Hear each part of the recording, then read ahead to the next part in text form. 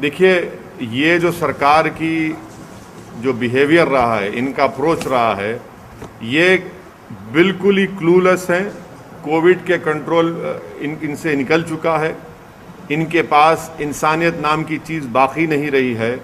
अगर बाकी होती तो इतनी बड़ी गलती कि फॉरेन कंट्रीज से 300 टन का emergency covid aid Delhi airport पर रुका हुआ है, जिसमें 5,500 ऑक्सीजन कॉन्सेंट्रेटर्स हैं, 3,200 ऑक्सीजन सिलेंडर हैं, 1,36,000 रेमडेसिविर इंजेक्शन है। अरे भाई, आप इसको अगर दिल्ली में दे देते, 5 किलोमीटर है, जहाँ पर अस्पताल में ऑक्सीजन नहीं मिलने से डॉक्टर्स मर रहे हैं, पेशेंट्स मर रहे हैं, कर्नाटका में मर रहे हैं, आखिर 5 दिन आपको क्यों लगते हैं?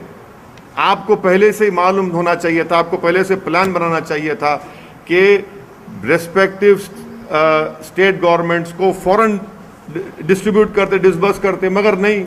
लोग मर रहे हैं ऑक्सीजन से, जिसको भारत में लोगों को ऑक्सीजन कॉन्सेंट्रेटर की ज़रूरत है, सिलेंडर्स की ज़रूरत है, मगर दिल्ली सरकार जो है, दिल्ली के बादशाह सो रहे हैं अपने। इनको कोई पता ही नहीं है। कोई बोलता है एम्पावर्ड ग्रुप ऑफ मिनिस्टर्स, कोई बोलता है कि और मिनिस्ट्री करेंगी। अरे ये वक्त आपको एक्शन लेने का है। आप तो सुप्रीम कोर्ट में जाकर कह दिए कि प्रधानमंत्री और होम मिनिस्टर जिम्मेदार होंगे। इतने लोग मर रहे हैं तो जिम्मेदारी किस पर आएगी? कहाँ गया प्रधानमंत्री का वो स्टेटमेंट के अगर किसी गाड़ी के टायर के नीचे एक कुत्ते का बच्चा भी आता है तो हमको तकलीफ होती है? यहाँ तो इंसान मर रहे हैं। शमशान घाट में जगह नहीं है जलाने के लिए, लकड़ी नहीं है, क्रीमेटोरियम जो गैस के हैं वो ख़राब हो जा रहे हैं, कब्रिस्तान की ज़मीनें कम पड़ रही हैं। आखिर क्या हो रहा है हमारे मुल्क में? क्या ये गवर्नमेंट हरकत में आएगी, नहीं आएगी? कब तक प्रधानमंत्री से वीडियो कॉन्फ्रेंस से लेकर पूछते रहेंगे? अरे भाई, ज़मीन पे देखिए ना, आप ज़मीन पे नाकाम साबित हो रहे हैं। आपके कोई हरकत नहीं कर रहे हैं। आपकी सरकार दिख ही नहीं रही ज़मीन पर। आपकी सरकार सिर्फ वीडियो कॉन्फ्रेंस में दिख रही है, मगर ज़मीन पर तो कोई सरकार नज़र ही नहीं आ रही। इससे हर आदमी परेशान है। कोई दिन नहीं जाता कि लोगों की आहें, उनका रोना, उनकी तकलीफ, कहीं बेड नहीं मिल रहा है, इक्विपमेंट की ज़रूरत है। अरे किस ये ऐसे वक्त में आप जीएसटी क्यों लगा रहे हैं उन लाइफ सेविंग इक्विपमेंट पर? निकालिए जीएसटी को, एक टाइम तक निकालिए। और फिर इंपोर्ट ड्यूटी आप रखे क्यों? इंपोर्ट ड्यूटी उसको भी निकालिए। अरे भाई, इस जब फॉरेन कंट्रीज एड दे रही हैं, बांग्लादेश दे रहा है, उज्बेकिस्तान दे रहा है, सब दे रहे हैं हमको, तो आपको तो ये काम करना चाहिए था ना। आप दिल्ली में एम्बेसीज हैं, आज एक अफ्रीकन कंट्री का डिप्लोमेट, उसकी मौत हो गई, उसको ऑक्सीजन नहीं मिला, मिलिट्री हॉस्पिटल ले जाना पड़ा उसको।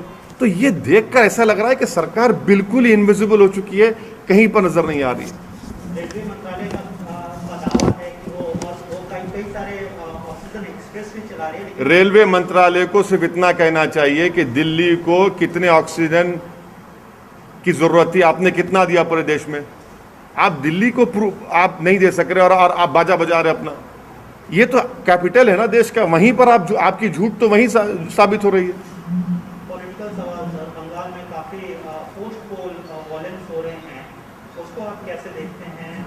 ये जो नहीं, ये इंसान की जिंदगी, उसकी जान एक फंडामेंटल राइट है भारत के संविधान में।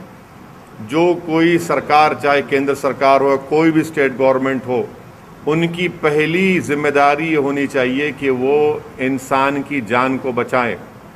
और अगर वो जान को नहीं बचाते तो वो अपने फंडामेंटल ड्यूटी में नाकाम साबित हो रही हैं। तो कॉन्स्टिट्यूशन में राइट टू लाइफ एक फंडामेंटल राइट है।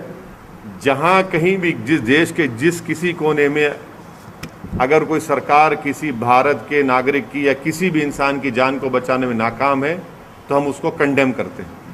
अलग अलग political parties, national political parties, वो they are demanding and they are in fact उनका फेवर कर रही हैं कि लॉकडाउन होना चाहिए, नेशनल लॉकडाउन होना चाहिए। तो बड़ी जोर की नहीं, मैं लॉकडाउन के खिलाफ हूँ। ये हिमाकत करने की बातें हैं।